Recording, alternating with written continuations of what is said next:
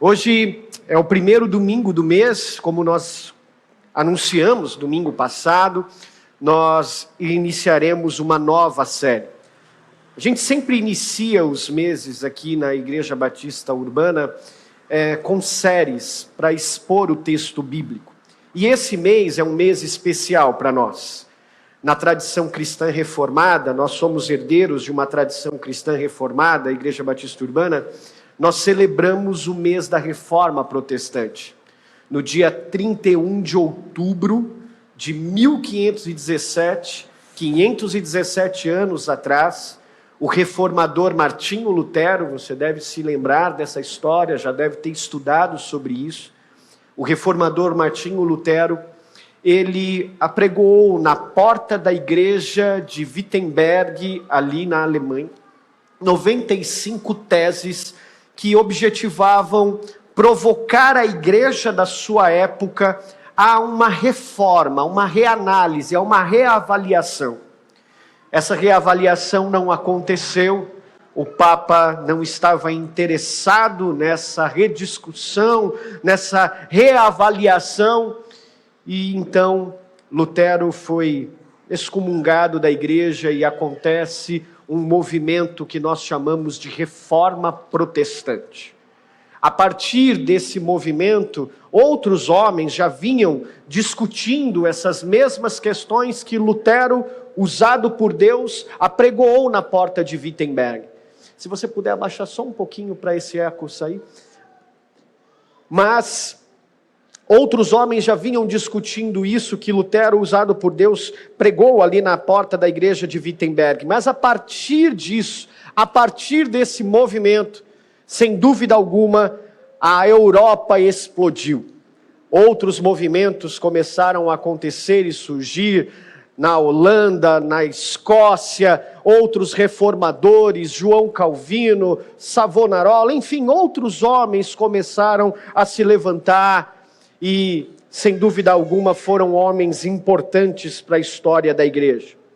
A reforma, portanto, ela foi um marco na história do cristianismo, foi um marco para nós, chamados cristãos protestantes, e esses impactos que ocorreram em 1517, eles ecoam para nós de forma viva, de forma eficaz, até os dias de hoje.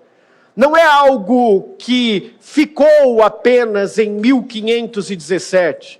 Não é um legado apenas histórico. Não é algo que ficou somente no século XVI e no século XVII e nós estamos cheirando aqui, respirando o cheiro de mofo dessas coisas. Não. Nós somos herdeiros de uma tradição que é viva, uma herança contínua.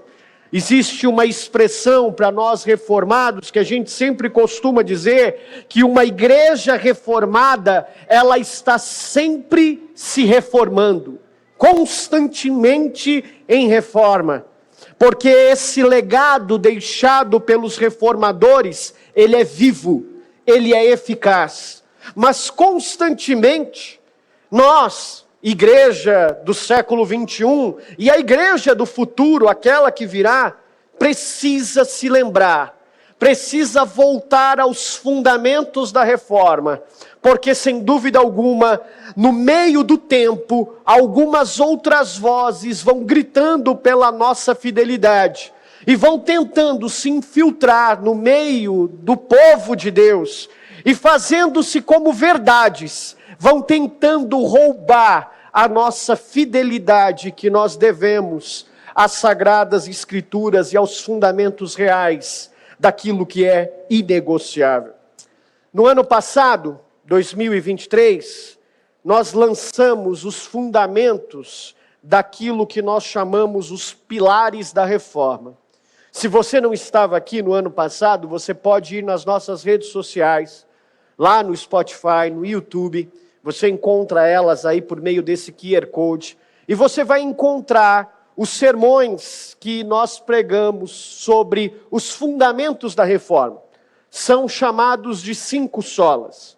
É claro que os fundamentos da reforma não são só esses. Quando a gente diz que é reformado, nós não estamos apenas limitados a esses 5 pontos. Ao longo dos meses de outubro que virão na história dessa igreja, você terá a oportunidade de ouvir a gente falar sobre outros fundamentos da fé reformada.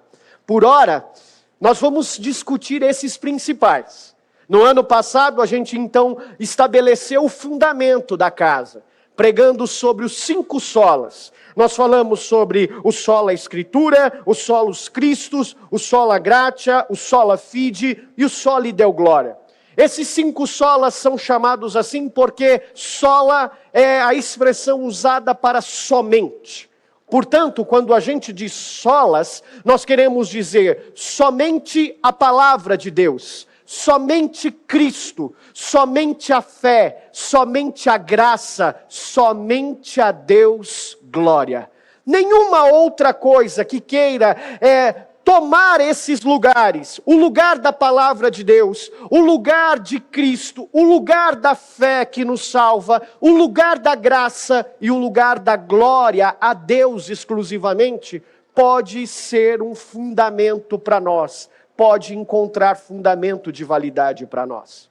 A partir desse ano, então, uma vez que os fundamentos estão estabelecidos, nós vamos olhar de forma mais específica para cada um desses solas. No ano passado foi de forma genérica. Cada domingo olhou para um sola.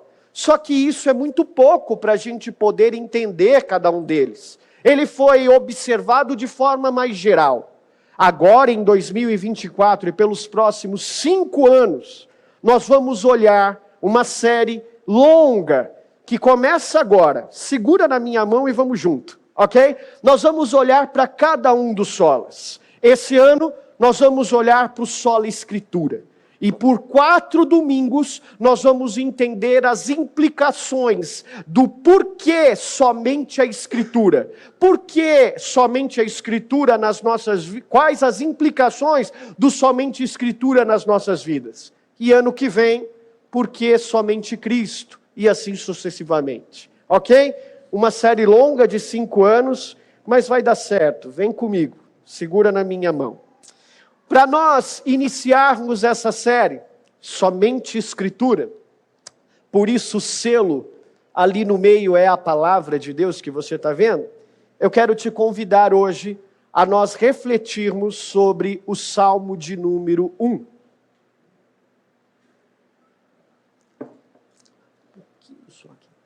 Salmo de número 1, nós vamos falar sobre a palavra de Deus como um guia para as nossas vidas. Abra sua Bíblia aí, Salmo de número 1, fique com ela aberta. Hoje eu vou trazer algumas informações assustadoras para vocês. E eu espero que aqui não aconteça isso. Diz assim o texto sagrado: como é feliz, ou bem-aventurado, talvez está na sua Bíblia, é aquele que não segue o conselho dos ímpios, não imita a conduta dos pecadores, nem se assenta na roda dos zombadores. Ao contrário, sua satisfação está na lei do Senhor, e nessa lei medita dia e noite. É como uma árvore plantada à beira de águas correntes, dá fruto no tempo certo, suas folhas não murcham, tudo o que ele faz prospera. Não é o caso dos ímpios. Eles são como uma palha que o vento leva. Por isso, os ímpios não resistirão no julgamento, nem os pecadores na comunidade dos justos. Pois o Senhor aprova o caminho dos justos, mas o caminho dos ímpios leva à destruição. E esta é a palavra de Deus. Curve a sua cabeça, eu quero orar com você.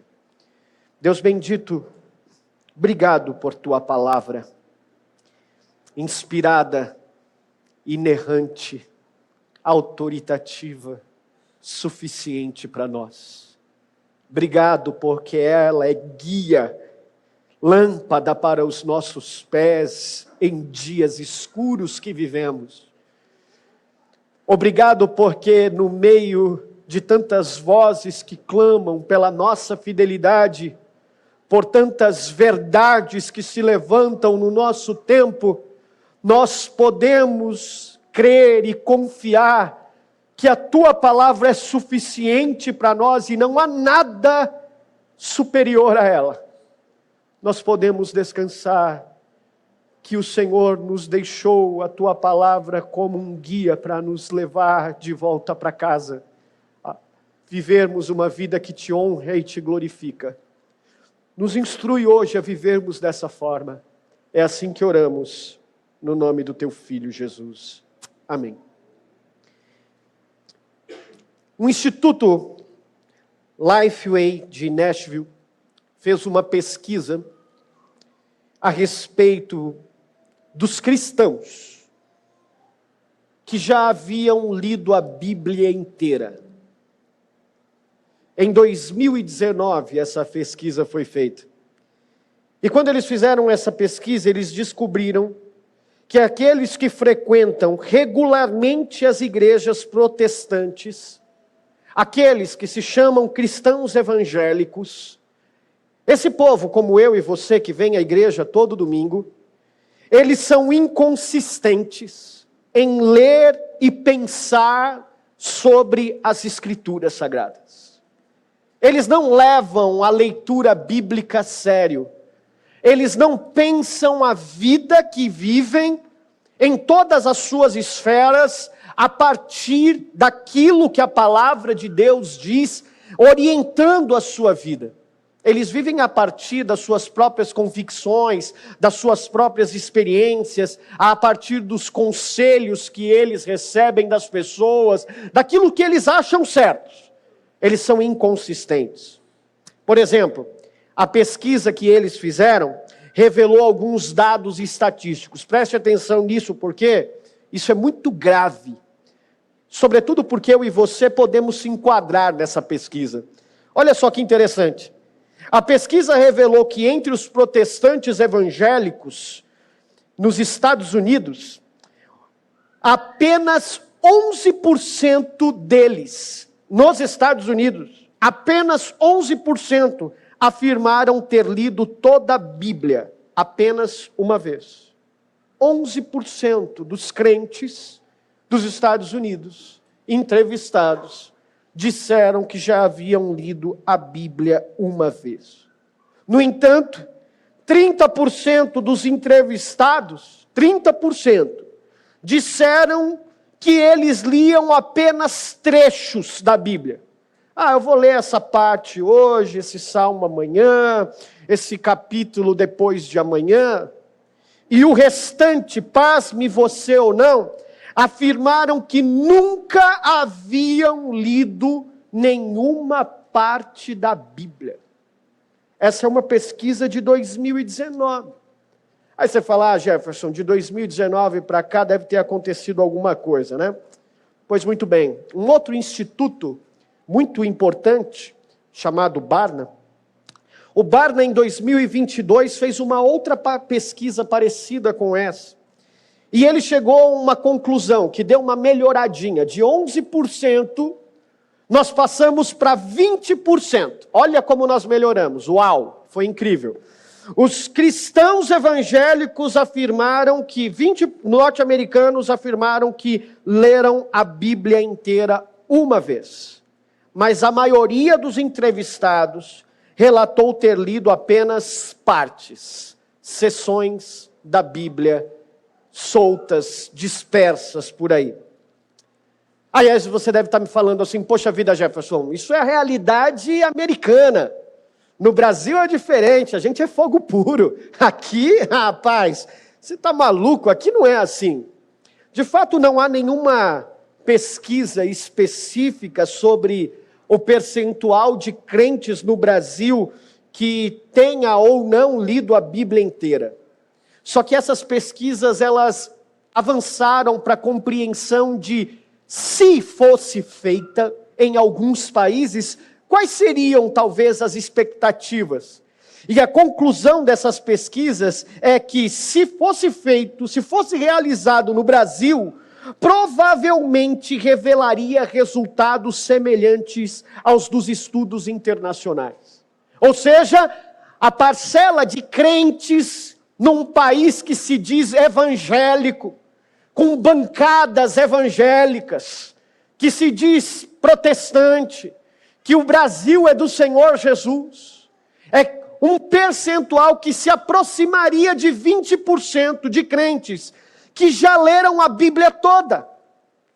Aquilo que é o nosso manual de prática, de regra e fé, 20% apenas teriam se interessado em ler a Bíblia inteira para saber qual é a vontade de Deus para a sua vida. Quais são as instruções de Deus para viver uma vida que o agrada, que o glorifica? Eu sei que isso não acontece aqui, isso só acontece dessa porta para fora. Mas fica pior, deixa eu te dizer um dado pior, um dado sobre pastores. Olha como a coisa fica pior. Uma pesquisa feita aqui no Brasil, feita pela Sociedade Bíblica Ibero-Americana.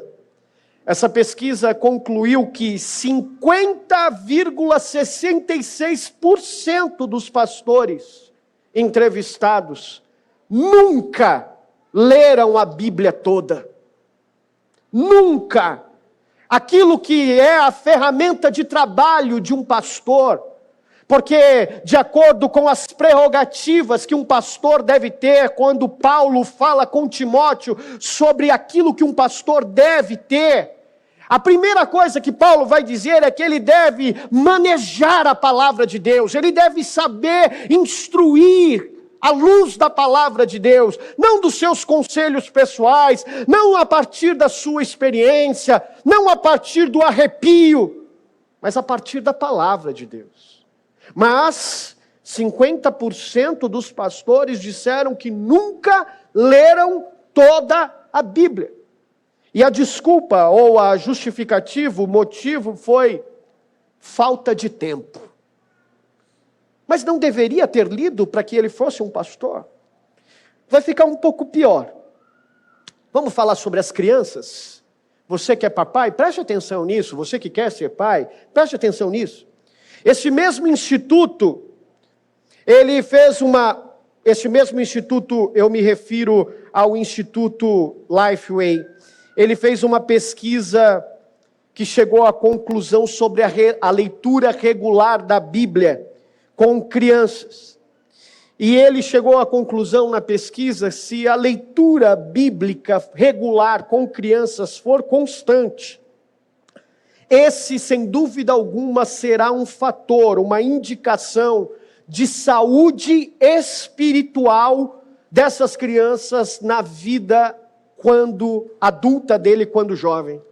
Ou seja, se as crianças forem regularmente expostas, intencionalmente expostas pelos seus pais à leitura bíblica, quando eles estiverem na vida jovem e na vida adulta, eles terão uma maior probabilidade de saúde espiritual. Quando entrarem na universidade, eles não terão informações sobre quem Deus é, eles saberão quem Deus é. Mas a gente não lê a Bíblia com os nossos filhos, porque afinal de contas, nem a gente lê a Bíblia, que dirá ler com os nossos filhos. Então, que geração a gente está preparando para o futuro da igreja? A responsabilidade não é apenas do púlpito dessa igreja, dos pastores, é sua, pai, mamãe, de ler a Bíblia com seus filhos, de ensiná-los em todo o conselho de Deus.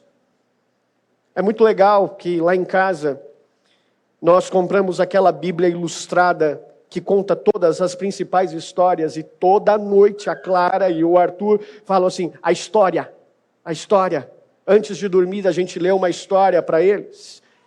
E aí a gente faz versículos e salmos de memorização para eles, e vamos acrescentando ao longo do tempo, e eles vão memorizando os salmos. E agora a gente acrescentou o Shema, A gente vai aos poucos, porque para eles decorarem. E quando chega no final, às vezes eu finjo que esqueço. E aí a Clarinha faz assim: papai, ouve. E ela está me dizendo o início do texto do Shema: ouve, ó Israel, o Senhor nosso Deus é o teu único Senhor. E ela repete, e o coração do papai fica, né? E aí depois eu olho para o Arthur, e o Arthur ainda não consegue falar direito, mas ele faz assim, ó: ouve, e fica assim. Mas por que isso é importante? Vai chegar um momento da nossa vida que eu e Thaís não teremos controle sobre a vida adulta dos nossos filhos. Mas nesse momento é minha responsabilidade, é responsabilidade da Thaís, sem dúvida alguma sua responsabilidade, papai, porque Deus confiou esses filhos a você, plantar no coração deles a palavra de Deus, para que no futuro eles tenham saúde espiritual. Agora olha só como fica pior quando isso não acontece. Uma pesquisa feita pelo Instituto One Hope sobre a geração Z. Essa geração são os nascidos entre 1997 e 2012. Essa pesquisa revelou que 40% dos jovens ou adultos dessa geração, essa geração declarou que eles, 40% nunca leram a Bíblia. Nunca. Nós nunca lemos a Bíblia.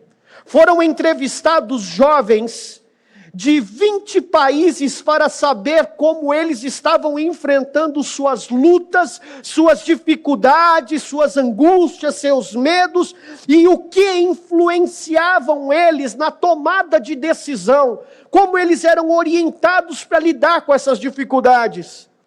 E uma das orientações de resposta era a palavra de Deus, a Bíblia. 40% disseram: eu nunca li a Bíblia.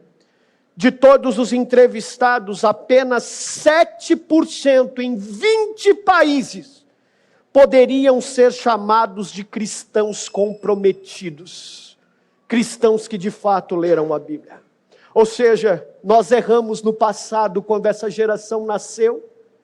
Geração que nasceu entre 1997 a 2012. Só que nós estamos errando agora também com os nossos filhos, com a próxima geração. É por isso que a gente leva a sério essas crianças que estão aqui do outro lado. É por isso que uma das líderes do Ministério Infantil é específica para estudar o plano de educação cristã para as crianças. Se você não conhece ainda, depois você vai lá conhecer e entender como que funciona. É por isso que a gente está olhando para o futuro dessa cidade e pensando em implantar uma escola com princípios cristãos.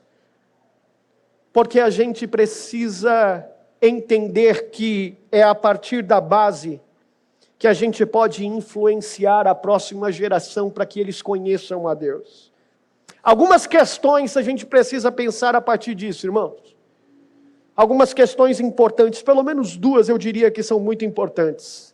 A primeira pergunta que fica para mim e para você a partir desses dados é a seguinte: é possível a gente se identificar como cristão, mas sem se comprometer com a fé? É possível a gente dizer para os outros: eu sou crente, eu vou no domingo na igreja, eu carrego a Bíblia, está lá no meu status, cristão. Está lá um versículo bíblico na minha foto, mas eu sem me comprometer com a minha fé, de fato, na minha vida prática, no meu trabalho, na faculdade, no meu namoro, no meu casamento, na forma como eu lido com o meu dinheiro? Sim, é possível, a gente viu aqui a partir desses dados. Eu sigo a minha vida a partir das experiências, do que eu acho que é certo, do que eu acho que é bom para mim, do arrepio. Se a irmã do Coquinho viu uma luzinha na minha cabeça, e aí ela diz o que eu tenho que fazer, mas não à luz da palavra de Deus. E eu não tenho nada contra as irmãs do Coquinho, minha mãe é uma e quando ela fala comigo eu preciso abaixar minha cabeça. É possível se identificar como cristão, mas ser orientado por outras vozes e não pela palavra de Deus? Sim, é possível. A gente vê isso em todo o tempo.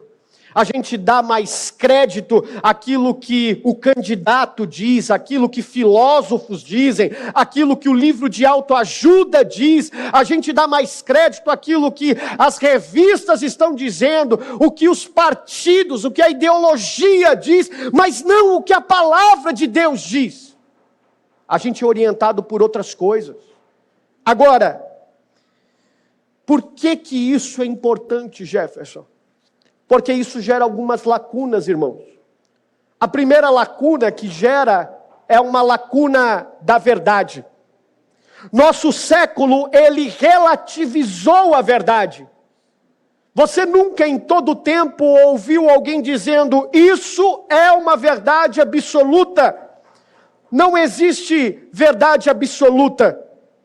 Todas as verdades que existem sendo ditas por aí, são consideradas hoje verdadeiras. Filosofias, religiões, partidos políticos, tudo é igualmente válido. A gente, aliás, diz que nós devemos buscar a verdade que nos pareça melhor, segundo a nossa conveniência. Não existe uma verdade única. Todos os caminhos levam a uma verdade. Você tem que fazer aquilo que é bom para você. Mas tem uma outra lacuna, a lacuna da Escritura, a lacuna da palavra de Deus.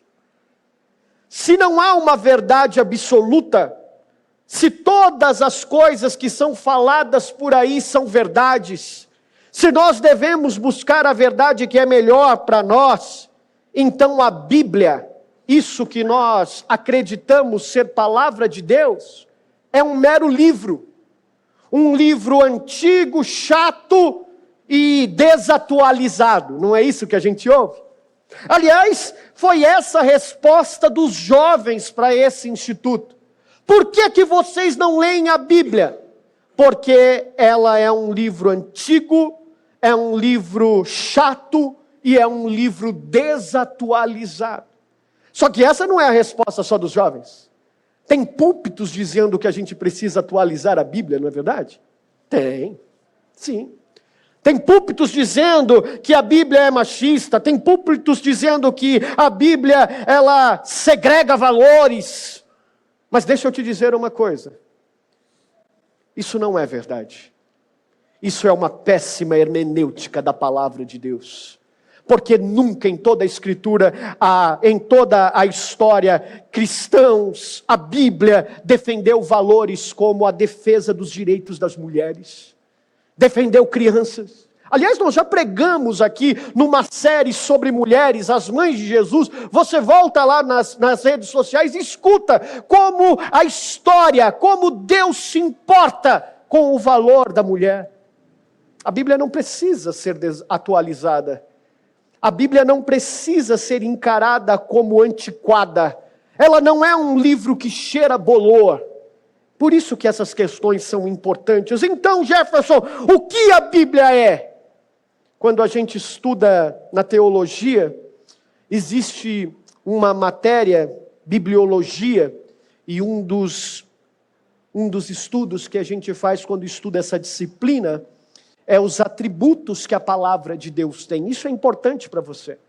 Porque quando você tiver que defender a sua fé, você precisa saber isso. Por que é a Bíblia que deve guiar você?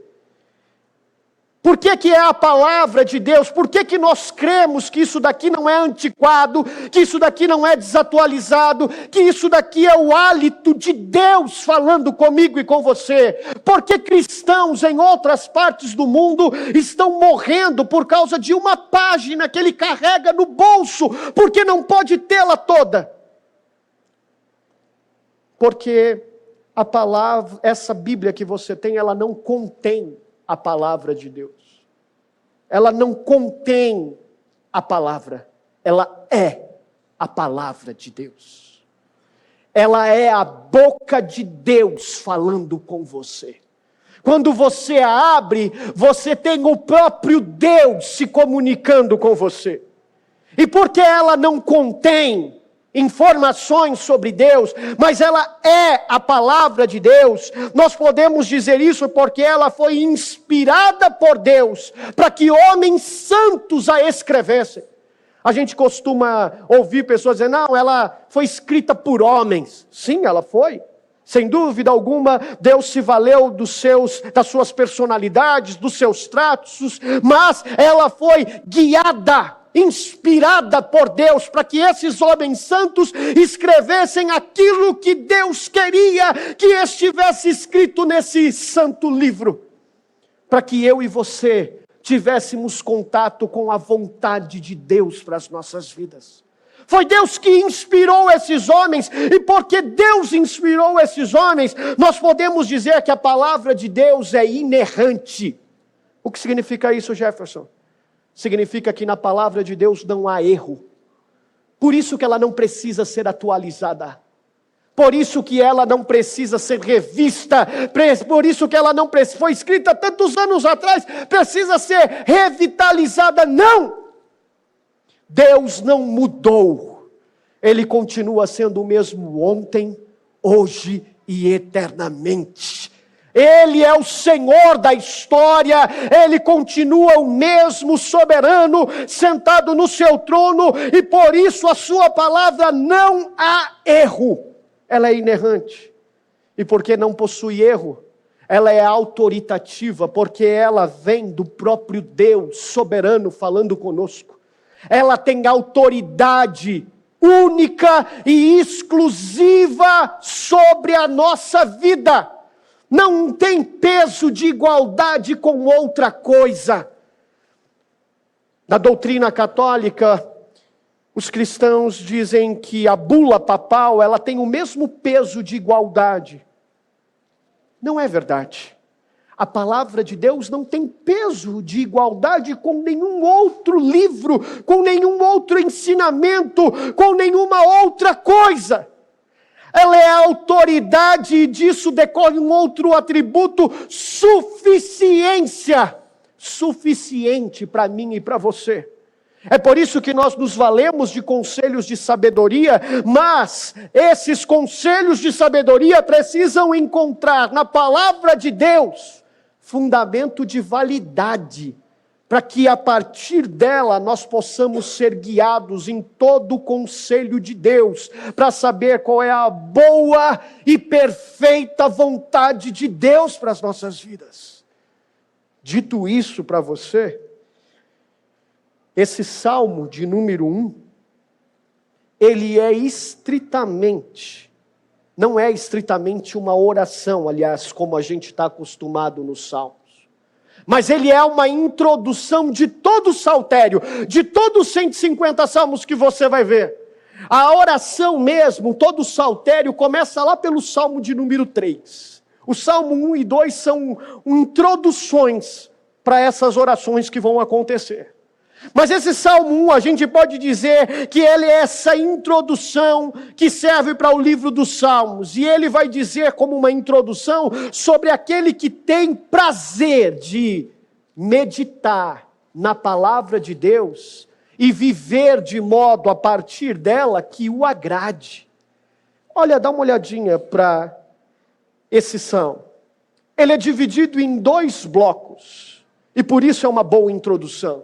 Porque ele apresenta para mim e para você 2 caminhos, simples e objetivos, nos quais as pessoas podem escolher caminhar. E eu quero que você saia daqui entendendo quais são esses 2 caminhos. E faça uma decisão sobre que caminho você quer escolher trilhar a partir de agora, especialmente depois desses dados que eu te dei. O primeiro caminho está dos versículos 1 a 3. Vamos olhar para eles? Olha que interessante, o salmista começa dizendo assim: bem-aventurado, ou na minha versão, a versão que nós usamos aqui na igreja, a NVI, como é feliz aquele que não segue o conselho dos ímpios. Agora, por que isso é interessante? O primeiro caminho que o salmista mostra para a gente é um caminho daqueles que estão perto de Deus. O segundo caminho que você verá é daqueles que estão longe de Deus. Primeiro caminho, perto de Deus. E ele vai dizer, feliz ou bem-aventurado. Ele vai falar sobre o caráter de um homem, de alguém. E esse caráter, feliz, bem-aventurado, ele é definido a partir de 3 termos negativos. Geralmente, quando a gente olha para a palavra bem-aventurança, existem 2 palavras hebraicas que definem bem-aventurado. Uma relativa a Deus e uma relativa ao homem. E geralmente quando a gente vê a palavra hebraica bem-aventurado com relação ao homem, tem a ver com algo mais positivo, que ele deve fazer. Aqui tem a ver com algo que a gente deve fazer, mas negativo. 3 termos negativos que você deve fazer e onde você encontrará felicidade. E aí então o salmista vai dizer para a gente, a primeira coisa que você deve observar para encontrar felicidade, e isso vai te aproximar de Deus. Esse homem não segue o conselho dos ímpios. Olha que interessante, quando a gente fala de seguir e conselho, guarde essas 2 palavras. A gente está falando de seguir, a gente está falando de discipulado. Discípulos seguem pessoas. É isso que um discípulo faz. Ele caminha junto com alguém para aprender a partir dos seus conselhos. E é isso que o salmista está falando. Ele está imprimindo, a partir desses 3 termos negativos, a partir desse inicial, a ideia de um discipulado por outras vozes que clamam a nossa fidelidade.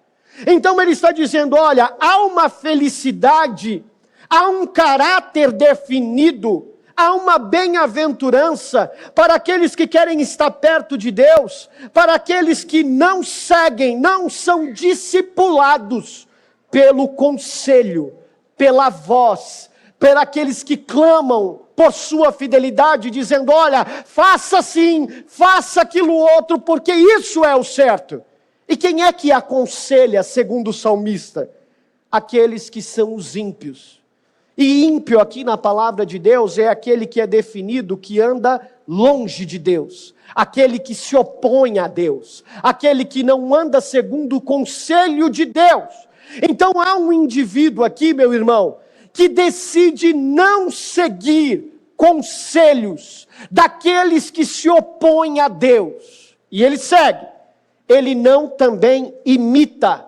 Outra característica do discípulo, imitar o seu discipulador, o seu mestre. Ele não imita o quê? A conduta, o exemplo. Ele não imita a conduta daquela outra voz. E de quem é essa conduta? Dos pecadores, daqueles que também se opõem à vontade e ao conselho de Deus. E ele segue.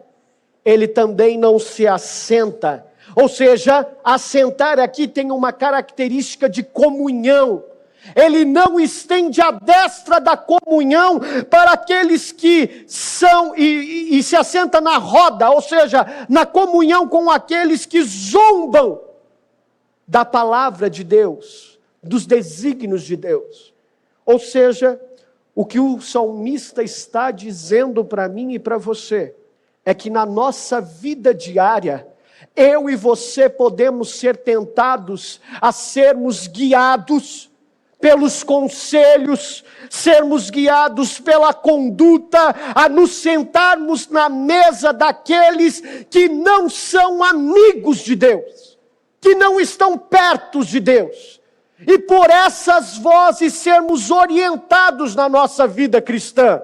Mas o salmista disse que aqueles que fazem isso não estão perto de Deus, não encontram felicidade. Mas há uma felicidade para aqueles que não querem agradar os homens, não querem agradar as suas vontades, mas eles querem agradar a Deus. E aí olha o contraste, dá uma olhadinha no versículo de número 2. Ao contrário, ele não tem prazer nisso.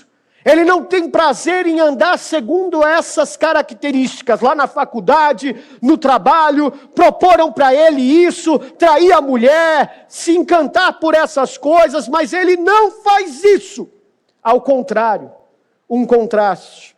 E aí aonde então ele tem a fonte da sua alegria, a fonte da sua bem-aventurança, o salmista vai dizer para a gente, sua satisfação está aonde? Em ser legal com a turma, em ser legal com a galera, em atender seus desejos? Não. Sua satisfação está na lei do Senhor. E por lei aqui, meu irmão, o que você tem que entender não é um conjunto de regras e normas punitivas que se eu não obedecer, eu sou punido, como a gente está acostumado a entender leis, códigos aqui no Brasil ou em qualquer outro país. Não. Quando o salmista está falando sobre a lei do Senhor, ele está falando sobre todo o conselho de Deus para as nossas vidas. A satisfação desse homem não é ser guiado por outras vozes, é procurar saber qual é a voz de Deus guiando a sua vida, em cada passo que ele toma, em cada decisão que ele toma. Não é esperar que um anjo desça para saber se eu tenho que comprar o fogão roxo ou branco, não é nada disso. É a partir da palavra de Deus, eu ser guiado em decisões maduras para a minha vida. É buscar o conselho de Deus para tomar decisões sábias. Olha o versículo de número 3. No versículo de número 3, esse homem, a palavra de Deus vai dizer o seguinte para a gente. Finalzinho do versículo 2. Porque ele encontra satisfação, ele medita nela dia e noite. Esse meditar é um processo de reflexão. Não é uma leitura espaçada de trechos da Bíblia. Não é eu vou ler um trecho hoje, um amanhã. É reflexão, é pensamento. E olha o versículo 3. Qual é o resultado disso? Qual o resultado do que, Jefferson? De não se sentar com os ímpios, de não ser guiado pelos seus conselhos, mas de meditar, de refletir na palavra de Deus e encontrar satisfação nela. Olha o resultado. Ele é como uma árvore que é plantada à beira das águas correntes. E olha que interessante, ele dá fruto no tempo certo, suas folhas não murcham e tudo o que ele faz prospera. Vamos olhar para esse versículo com uma atenção para a gente entender o resultado disso? Porque tem coisas que é para nós, mas tem coisas que é para os outros. Olha que interessante. Esse homem que encontrou satisfação, não por ouvir os outros, mas para ouvir a Deus, e meditar, refletir sobre o que Deus quer falar com ele, ele é comparado a uma árvore plantada. E ele é plantado junto a águas correntes. Olha a sua condição. A primeira característica que precisa ficar clara para você é a condição da pessoa que busca conselhos na palavra de Deus e não nas outras vozes que clamam pela sua fidelidade. Aquele que medita na palavra de Deus e não em outras coisas. Esse homem é comparado a uma árvore plantada à beira de correntes de águas. E por que isso é importante, Jefferson? Porque a árvore, irmão, tem raiz.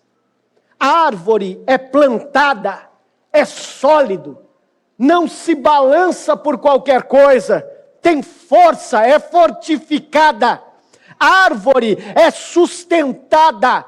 A árvore, ela tem uma posição estratégica de força, de estabilidade. Isso vai ficar mais claro adiante.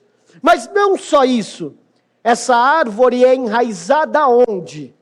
Não nas vozes, na palavra de Deus. Quem é enraizado na palavra de Deus, não importa-se com a condição da vida que está. Olha a continuidade do versículo. As suas folhas não murcham. Sabe qual é a ideia do texto hebraico para folhas não murcharem? É que não importa a estação do ano para a árvore. Não importa se é primavera, se é verão, se é outono, se é inverno. Ela está enraizada. E ela está enraizada na palavra de Deus. Então não importa qual é a situação da vida. Você não se abala.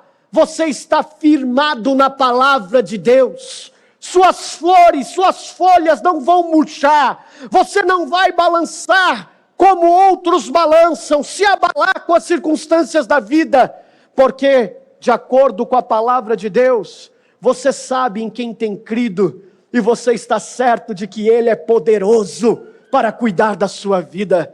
Mais do que isso, essa árvore, ela está plantada à beira de águas correntes, e isso significa que constantemente essas águas hidratam essa árvore, ela tem onde beber.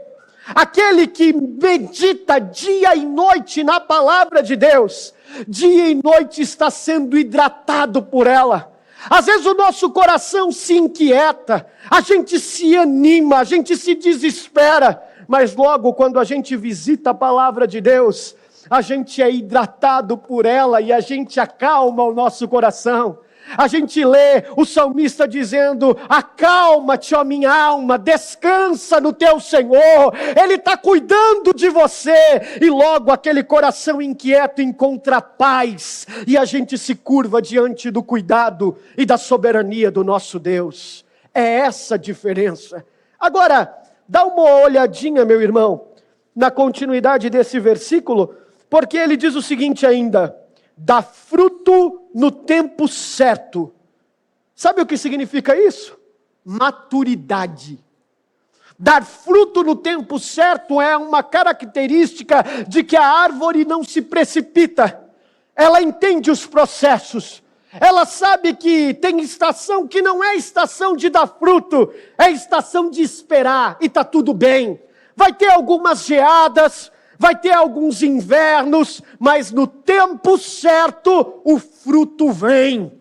Na hora certa as coisas acontecem. E quem garante isso para mim? Não é a bolsa de valores, não é as guerras que estão acontecendo no mundo. Quem me garante que o fruto no tempo certo virá é a palavra de Deus. Por isso a gente descansa nela, por isso a gente confia nela. Só que quando a gente fala de fruto, tem uma coisa linda aqui. A árvore não dá fruto para si próprio. A árvore não gera fruto para ela se autoalimentar. A árvore gera fruto para alimentar outras pessoas. Quando a gente está enraizado e alimentado pela palavra de Deus, nós somos fonte de alimento para outras pessoas. Quando alguém desanimado chega na gente, a gente tem palavras de Deus para essas pessoas. Calma, minha irmã, calma, meu irmão, vai dar tudo certo. Coloca a tua esperança no teu Senhor. Você está lendo a Bíblia? Você está orando? Então vamos orar juntos. Vamos ler a palavra de Deus juntos. Tem um grupo aqui na igreja de mulheres, se você não faz parte, procura depois o Ministério de Mulheres aqui da igreja para fazer parte. Sabe como que ele se chama? Enraizadas. E nesse departamento as irmãs se encontram para orar juntas, para refletir sobre a palavra de Deus juntas, para dividir as lutas juntas, porque é a partir disso, desses fundamentos, que a gente vai ter fruto para compartilhar uns com os outros. Porque uma igreja que é uma igreja fundada na palavra de Deus, ela mata a fome daqueles que estão necessitados. Esse é o resultado de uma igreja que é guiada pela palavra de Deus. Agora, qual é o contraste, Jefferson, daqueles que estão longe de Deus? Olha o versículo 4 até o versículo de número 6, para a gente encerrar aqui. Não é o caso dos ímpios. Olha o contraste. A gente viu como que são aqueles que estão perto de Deus. Olha quão diferentes são aqueles cuja confiança não está no Senhor e na sua palavra, mas em outras vozes que clamam pela sua fidelidade. Olha o versículo de número 4. Não é o caso dos ímpios. Eles não são árvores. Eles não têm raízes. Eles não bebem águas correntes constantemente, eles não dão frutos. O que eles são então, Jefferson? Porque bebem no lugar errado. Eles são como a palha. Eles são como palha que o vento leva. E sabe o que significa isso, irmãos? São como a palha que o vento leva, não ter raiz, Não ter água, não ter folhas, não ter frutos, isso fala sobre instabilidade. Quantas pessoas você já percebeu a sua vida, perto de você, que não importa quanto dinheiro ela tem, não importa o que ela tenha na vida, mas há dentro dela uma instabilidade emocional. Pessoas ricas que têm tudo, que se suicidam porque não encontraram uma fonte de felicidade, porque ainda estão buscando essa tal felicidade, essa tal satisfação. Sabe por que isso acontece, irmãos? Porque nós estamos buscando satisfação e contentamento no lugar errado. Buscando nas coisas criadas a satisfação e o contentamento que somente a palavra de Deus pode nos guiar a encontrar. Ela é o guia, ela é o mapa, ela é lâmpada para os nossos pés, que aponta para aquele que transforma quem somos, transforma a nossa vida. Quando a gente busca em outras coisas, a diferença é que nós somos palha. E o vento nos leva para lá, para cá, e a gente anda sem direção. É possível ser cristão e ser como palha? É possível. Das nossas igrejas elas estão cheias de cristãos que são como palha, que se dizem cristãos, que trabalham na igreja, são voluntários, tocam, cantam, trabalham em outros ministérios, sentam nessas cadeiras, pegam a Bíblia no domingo para vir para o culto, mas nunca foram guiados pela fonte da vida, nunca foram orientados pela palavra de Deus, são como palha. Por isso que o casamento está dando errado, por isso que a relação com os filhos está dando errada, por isso que no trabalho as coisas não vão bem, por isso que você está batendo cabeça. Chega! Está na hora de você se arrepender dos seus pecados e se curvar diante da fonte da vida que te guia e te faz ser plantado no verdadeiro lugar onde você pode se enraizar e encontrar fonte para beber e ser alimentado e alimentar outros com aquilo que ela tem para te oferecer. Não como palha, não sendo guiado, não sendo levado por outras vozes, mas com raízes, não longe de Deus, mas perto de Deus. Olha a conclusão do versículo de número 6. Pois o Senhor aprova o caminho dos justos, mas o caminho do ímpio leva à destruição. E essa é a conclusão do Salmo. Se você olha para esse versículo 6 e volta no versículo 5, você vai entender essa conclusão. Os ímpios não resistirão o julgamento, nem os pecadores na comunidade dos justos. Por quê? Eles não resistirão, porque Deus não aprova os seus caminhos.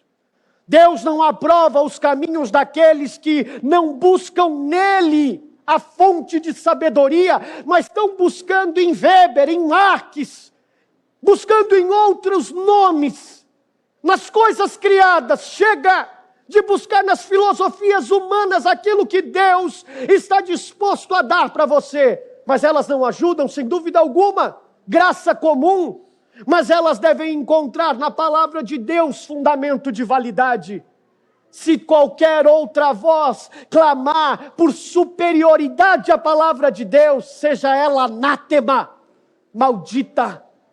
Somente a palavra de Deus é viva e eficaz e penetrante para nos transformar de quem somos, pecadores, distantes de Deus.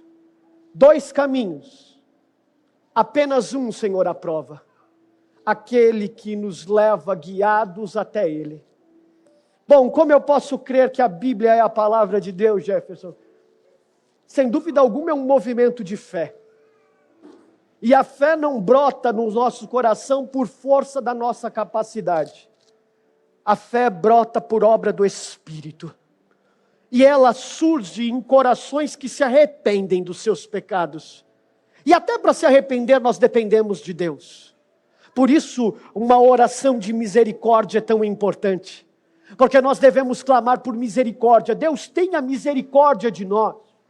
Abra os nossos olhos e nos ajuda a se arrepender, a abrir os nossos ouvidos não para as vozes que clamam pela nossa fidelidade, mas à voz que é a voz do pastor, como dissemos no domingo passado, que nos guia. Como é que eu faço para crer na palavra de Deus, Jefferson? Crendo em Jesus, a palavra encarnada, o verbo vivo que se fez carne. No livro de João, no Evangelho de João, lá no capítulo 1, depois você vai lá, versículo 1 até o versículo 5, tem uma declaração de fé joanina linda sobre isso. O apóstolo João disse o seguinte: no princípio era aquele que é a palavra. Ele estava com Deus, ele era Deus. Ele estava com Deus no princípio. Todas as coisas foram feitas por intermédio dele. Sem ele, nada do que existe teria sido feito. Nele, nesse que é a palavra, estava a vida. E esta era a luz dos homens, que guia os homens nos seus caminhos escuros e perdidos. A luz brilha nas trevas, e as trevas não a derrotaram. Toda a palavra de Deus, toda ela, não aponta para mim, não aponta para essa igreja, não aponta para esse presbitério, não aponta para você. Toda a palavra de Deus, todo o conselho de Deus, de Gênesis a Apocalipse, aponta para a revelação daquele que é a palavra, Cristo Jesus. Se deixe ser guiado por sua palavra, inspirada, inerrante, autoritativa, suficiente, como uma bússola em todas as áreas da sua vida, te guiando nesses caminhos escuros, iluminando esses caminhos de trevas, te conduzindo até o encontro com aquele que é a palavra, Jesus Cristo, o teu único Senhor. Ouve, ó Israel, o Senhor nosso Deus é o teu único Senhor. Curve a sua cabeça, eu quero orar por você.